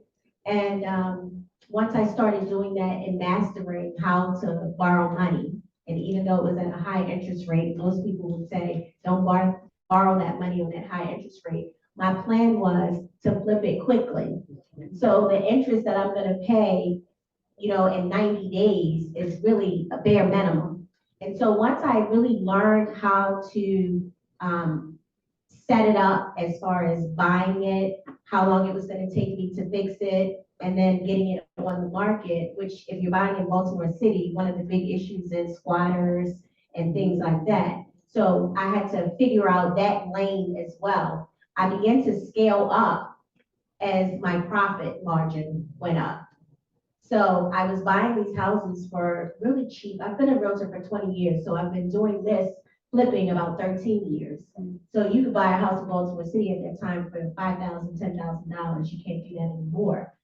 But once I bought a property and my profit margin went from, 25% to now 50% to 75%, I'm like, okay, I got this now. So I was able to now buy more property in better neighborhoods that my profit margin was bigger. So plus once all of that, so once you kind of have like your cash flow, your economics working for you, I think the next step is the operations.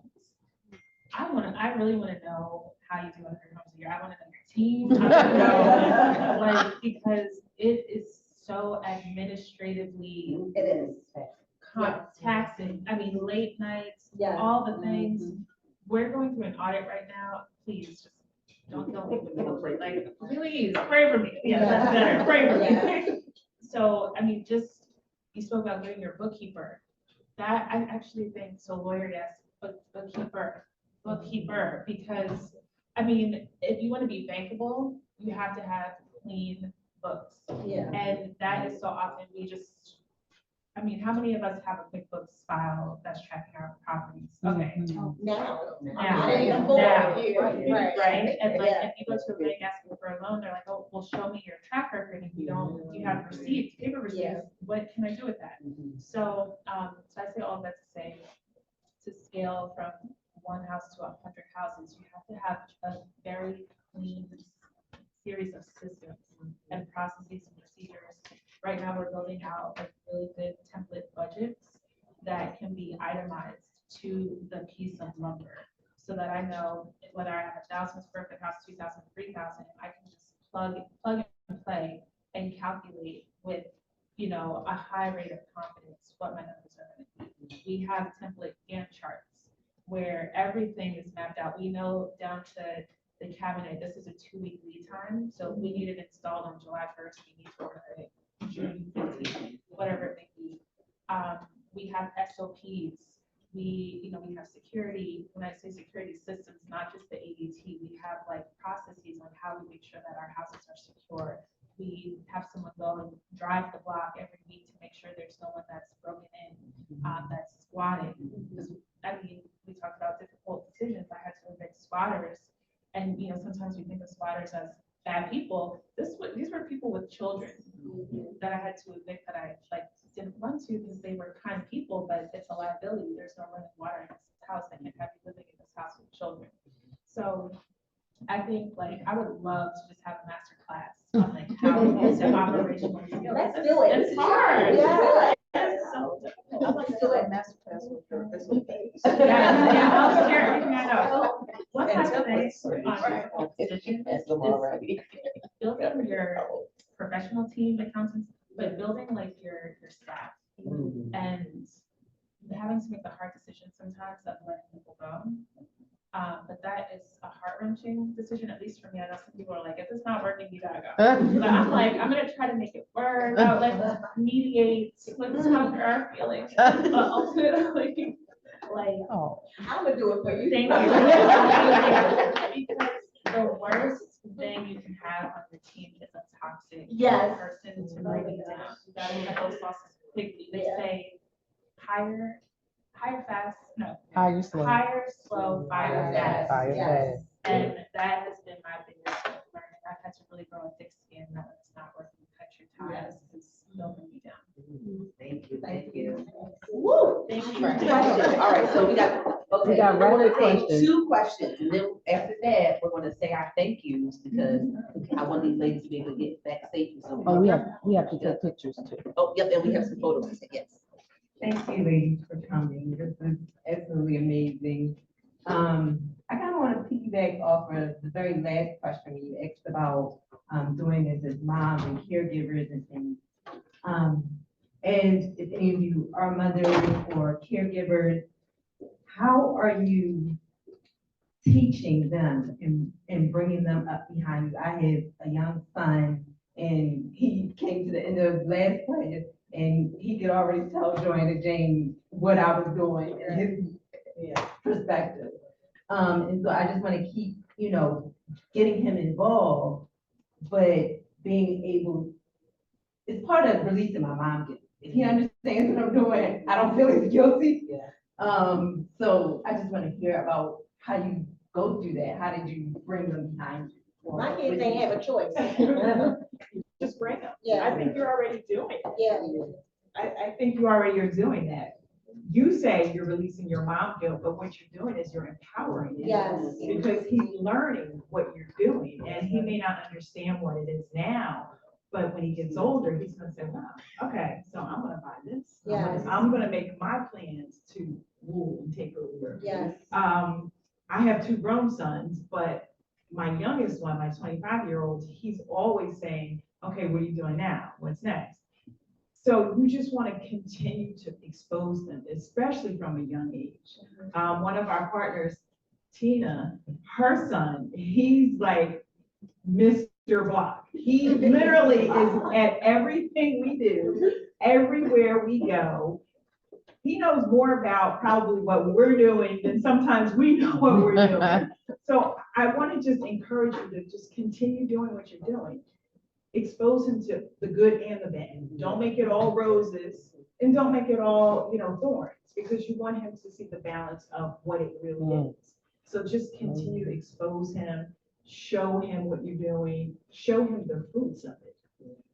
Say, hey, we're able to do this now because all those times when mom couldn't be here, or we couldn't go to this thing, it's because I was working on this, but guess what? Now we're able to go here. We can take this trip to wherever, or I'm able to buy you this thing that you've been wanting for so long. So just continue exposing them.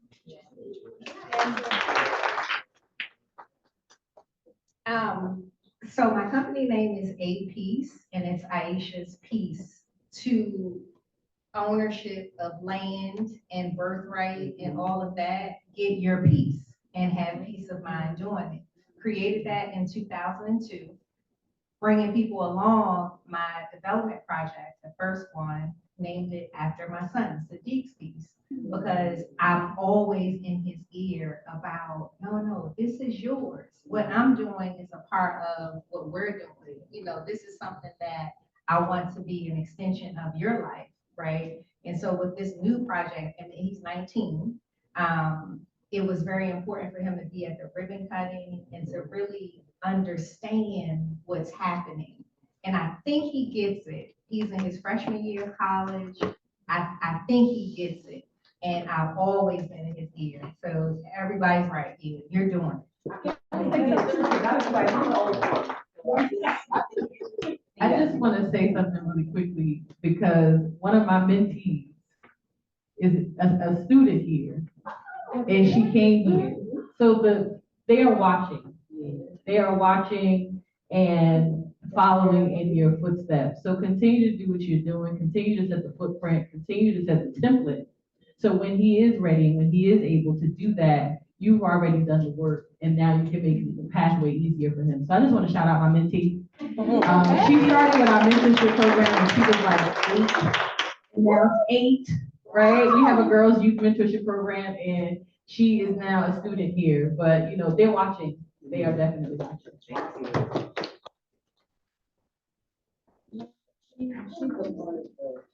Oh, may I ask again? Yes, okay. Hi, my name is Corey, and I am here with Angel Brown. With anyone as a mom, children, no matter what age, we write on their blank canvas. I would also like to add all of them and also pay attention, because when you expose them to all of the things that was discussed just now, you'll get to see what their niche is. And because they're our generation coming up and they're innovative, that's the thing that you look for, to the thing that they're gonna add that you may not have. And as you pay attention, you'll find their niche. As you expose them to all of the facets, you'll get to see the thing that they'll be able to not only be a part of, but to add on what they're good at. And then you'll be able to take that good thing and keep it in a positive way. Because even as our youth go into a negative era, they have good gifts, but they're on the wrong side. So you also want to make sure that you pay attention to that, because that's what it costs. You're paying into this business. You're paying into, but pay attention to your baby, because your baby also has fruit that you don't even imagine what can be in addition to what you're developing right now. For a raise, Corey. I'm gonna go to, I will do it all. I'll do it all, literally from what, the groups to driver, I will drive, we will do everything. So I have a race by being with her. She is my race.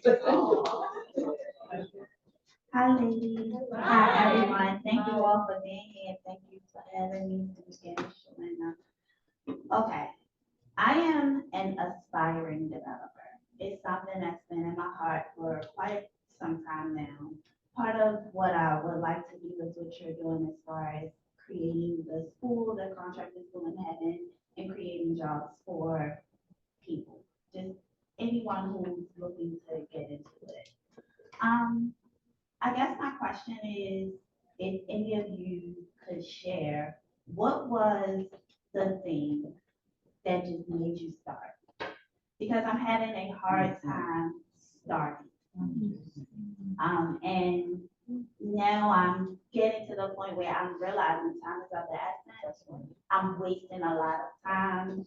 And now I'm doing things like getting in the rooms, doing the research, but I feel like my information is kind of all over the place. So I'm having a hard time figuring out where to start. Foreclosure made me start. I was in foreclosure, I didn't have anything, I had no choice. I had to do something. And what I was doing wasn't right, and so I had to pivot. And so my pivot was, okay, if you're not changing it, you're choosing it.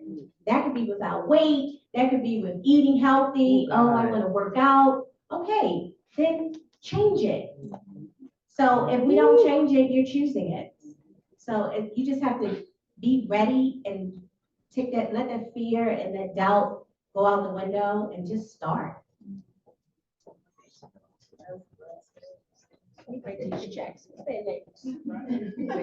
Stay in rooms. So what made me start, this is something that my daughter said to me. And I used to take her to open houses on Sunday after church. And she was about 9. And she started pointing out things in the houses that were wrong. Now, a 9-year-old black kid with a white, older realtor was amazing to him, but not to me. So now she's a little older, and she said, Mom, you know community development, you know architecture, you know housing. Why are you not doing it for yourself if you're doing it for other people? And I mentioned it earlier, that I sat across the table from those big developers. I'm listening to them. I'm looking at their documents. And do that for my own community. So we often have the skill sets, but we're giving our blessings to others and not bringing it home for ourselves. Yeah. And so for us to develop our own neighborhoods, and you know now, we have to develop our own neighborhoods because there's nobody in the federal government, and that's a trickle down effect that's going to help us like we need to help each other.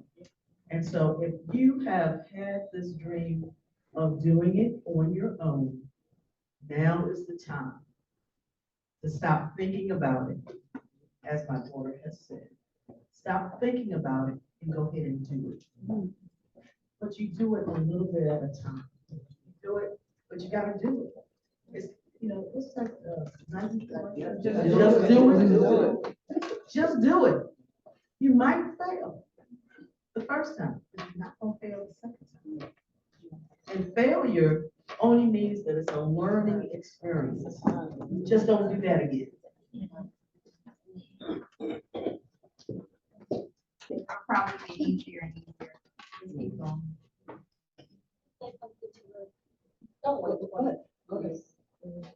Okay, it's in your spirit, it's in your heart, you have all of this, I didn't have it, it was just a thought, there was nowhere to go. You have everything that you need, literally somebody said in the room. So I'm being very vulnerable, like, didn't do nothing for all of those years. That's a long time. You've had everything that you need, and you have a tribe of women that are here to support you to do it. There's nothing like this opportunity. You got this. And I would say to that, yes, Deb. Last thing I would say to that is just stay, usually when we are not, we want us to get started, sometimes the thing that we can do is just water the seed. So stay in the rooms where that thing is being talked about so that you can actually birth what's gonna happen in your life, right? So, yes. Can I give a very quick practical suggestion? Yeah. Set a date. Set a date, if it's a year from now, 2 years from now, and then give yourself, all right, I'm gonna get all my research, all my fears out, and then once that date comes, you have it, no more excuses. Give yourself a date and that's it.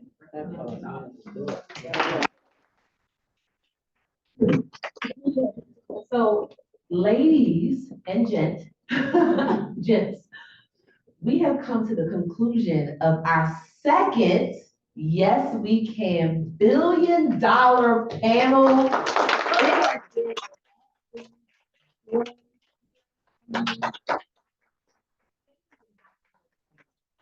That I can say for being here.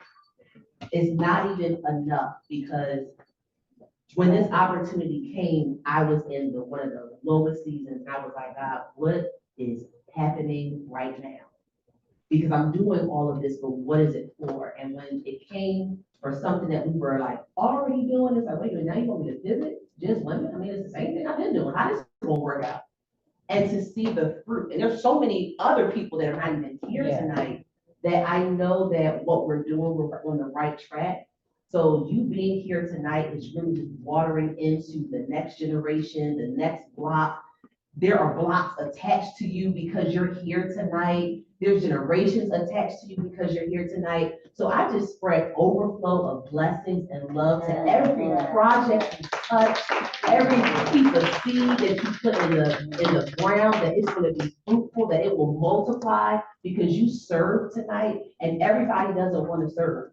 They want to take, they want to give, but they don't serve. So I thank you on behalf of RealDev-School, O'Hara Development Partners, and truly from the bottom of my heart for being a part of our labor to make sure that women always have a seat at the table and we can build the table. So thank you so much. Also, an appreciation called Acres by Kendra Barnes. Some of you might know of Kendra. She specializes in the rental space. Kendra put together this coffee table book. She reached out to several of us years ago and just said, hey, people need to know the stuff that we're doing. Like, we just need to be able to have some page turners. Like, we are our Black history. And I was like, okay, sure. Little did I know that it was gonna come together the way that it did. So this is now our second cohort that we made sure that had this book, because when you go through the challenging times, when you're trying to figure out what's the next step, or maybe you're just so exhausted because you're like, okay, I've done 100 houses a year, and now what? Maybe just a story in this book can kind of pour back into you and say, you know what, let me get my behind together and get back out here and do this work and stop playing. So happy Black History Month, and please take a look at Acres and show Kendra Barnes some love on all media platforms. She's in the Texas, I think Houston, Texas to be specific area. And I can't say this because then Tanika's gonna beat me up. 44. Yes. Page 44. Thank you so much. Thank you. We'll let you go. Thank you.